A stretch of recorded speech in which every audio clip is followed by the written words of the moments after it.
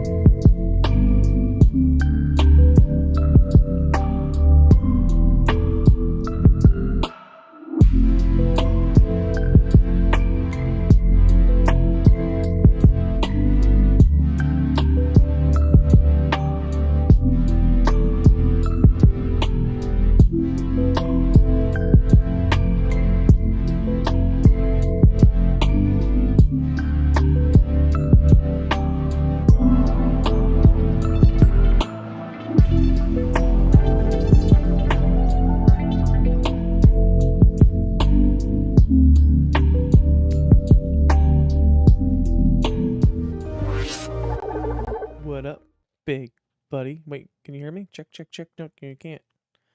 Wait, can you? Yeah, you can. I don't know why you can't hear my... Oh, I know why. I know why. There you go. Now the music's back. This guy. This guy or that guy? One of them. Big buddy. I told Tanya I was going to be on here. She said that she was going to make fun of me. Got a new haircut. That's pretty cool. So,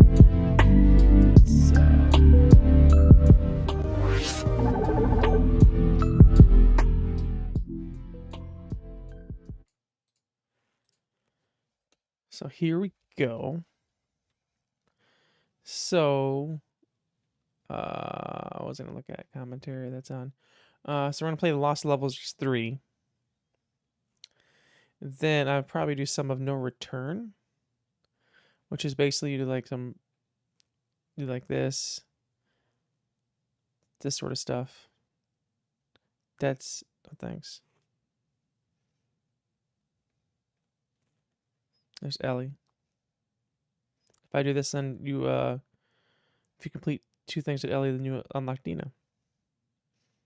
There is outfits. Where is it? Skins. There's also a guitar thing too. So we got all these.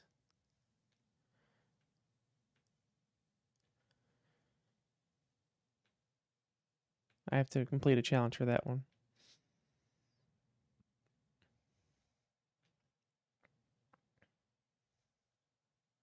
PlayStation. And there's also Abby.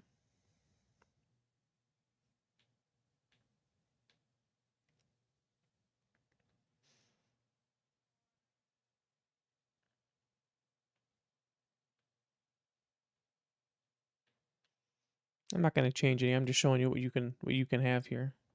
And that's it. There's skins for the guns and shit too. Get to my menu. Yes. So we're just going to start these lost levels. You should...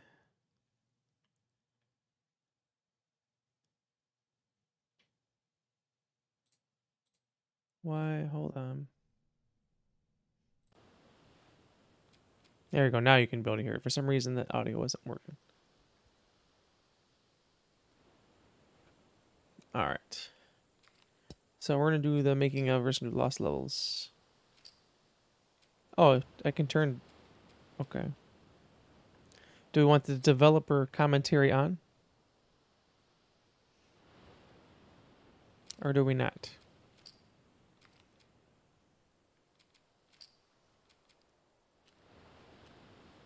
You tell me.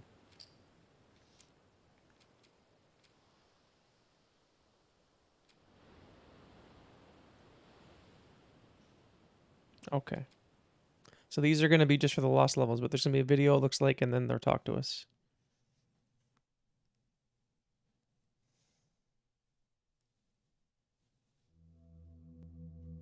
You're about to play an unfinished level from The Last of Us Part 2.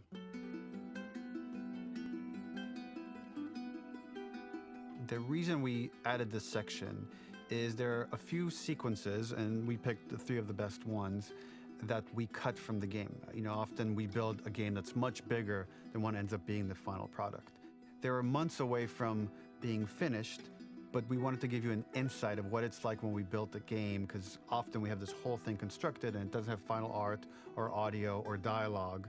And here you get to see the building blocks of what it's like when we first string a bunch of these levels together. This is the intro to the first deleted level, and this one is the roughest of the 3. Oh, that's fun. The roughest. We wanted to show more of how Jackson operates. So this is the festival where Ellie ultimately kisses Dina. This sequence would have come very late in the game as a flashback sequence while you're in the farm with Dina. And we wanted to show what is the rest of Jackson doing, and wanted to put on the stick, make it interactive. So you could see when you're outside, there are all these almost like carnival games that you can play. You could mix drinks, you could play with these kids that are playing a sort of clicker Marco Polo, sit down and listen to conversations, and all the different interactions were first or second pass, very, very early passes. The building blocks are there, but nothing is final. And ultimately, while we were very excited by this sequence, it's pretty fun and lighthearted. It just slowed things too much as we're barreling towards the end of the story at this point. So again, reminder, rough, missing audio, missing animation, missing gameplay tweaks, missing dialogue, but pretty representative of what it would have been. So enjoy. Ooh, enjoy, Brandon. He told us to enjoy.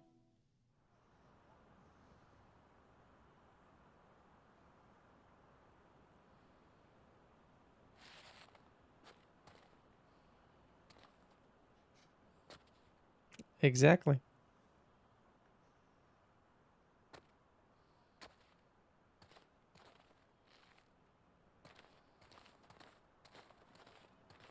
Originally, this level was going to transition us to farm. We would go all the way through to the dance, where Ellie and Dina share their first kiss. Then we would play through farm, and when Ellie plays the guitar at night, she would remember the Seth incident. So, the opening for this was a little tricky. We needed it to match at least a little what you might expect emotionally coming from prior beats, because we were already purposefully disorienting you in time and space. Remember, you just came from this huge fight. To jump straight into it would have been a little too jarring. After some back and forth, we rooted it in Ellie's nerves, calling back to her hands shaking in the theater. But this time, for a much more innocuous reason we'll find out later. She's nervous because she has a crush on Dina, who is the only reason why she's here at the dance.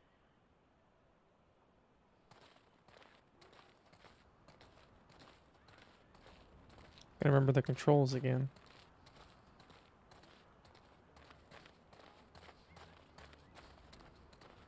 Something we really wanted to do was highlight the way their lives had turned upside down since she went down this path. We had this idea of recontextualizing all of our usual gameplay mechanics that were designed for really violent ends. The workbench, door bashes, throwable weapons, and even the infected, which is my personal favorite. Peppered throughout the level are moments of levity or shared history, all the while seeing how happy and mundane they all were before her huge revenge odyssey.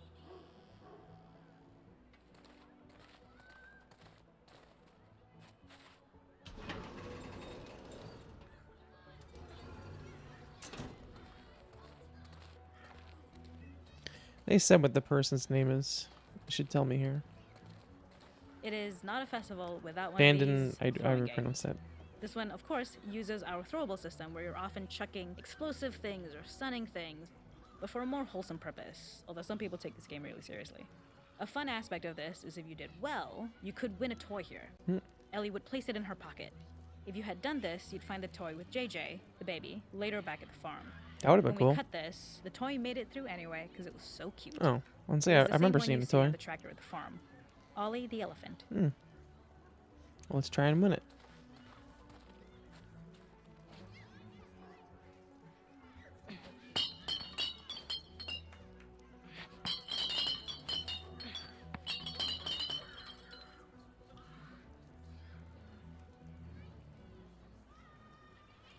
Can I try again, or?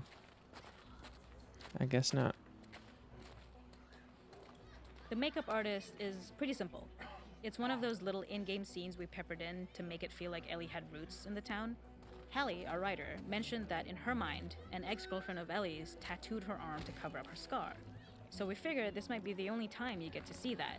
We wanted to hint at it and allude to it and make it feel like there had been so much more that had been happening and so much more that Ellie threw away.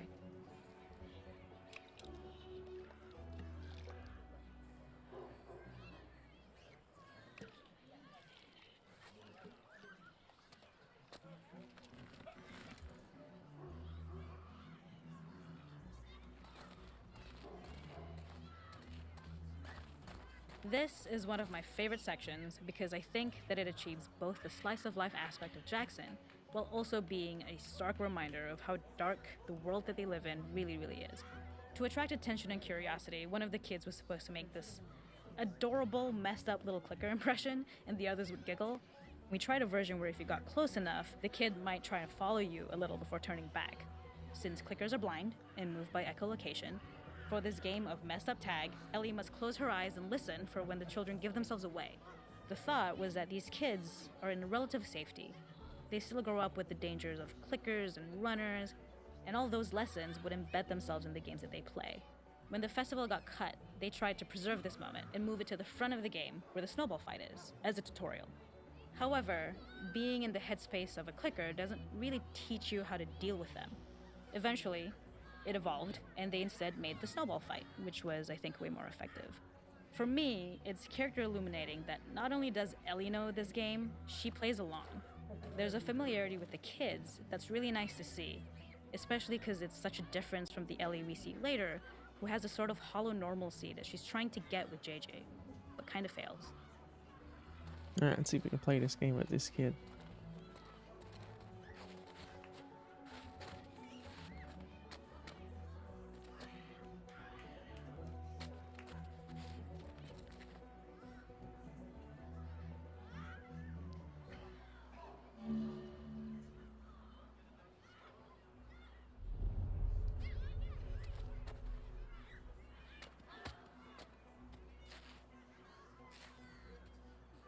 Oh, that's a fail.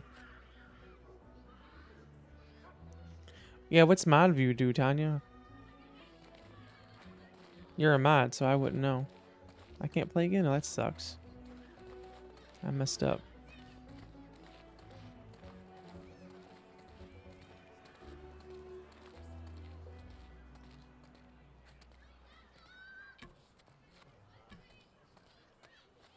I think I can make you a mod for PlayStation too, or for what do you call it? YouTube as well. Let me do it again. can't do it again? Let me circle around. Come back again. Yeah, there actually are carnival games. That's cool. Oh, I almost missed this one. There's a pig. We use our workbench a lot to make a lot of things that kill and maim and hurt people. Here, we had the silly idea of using the same feel, harkening back to the same animations, using the exact same UI to instead fix a drink. Like the workbench, you could pick your base and then you could add something to it. And at the time, we had some different reactions from Ellie based on how strong you chose to make the drink. Something we wanted to prototype though, before it got cut, was picking up some ingredients around to add, like a lime or maybe a bottle of someone's favorite whiskey or salt. Like you were I hope it earning didn't upgrades, smash that kid's we also face. toyed with having Ellie carry around the drink you made and occasionally sip it, Excuse me. psyching herself up to go talk to Dina inside because she's nervous. It got too noodly though, because she would need to keep placing it somewhere before she did anything, so it would have ended up more trouble than it was worth.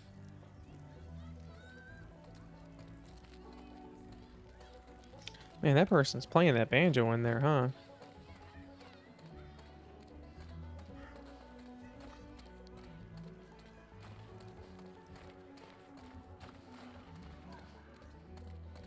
There's a hidden spot at the back that was just a Wow, bit of fun. Tanya. It was highlighting Jackson's normalcy with something we would find in a real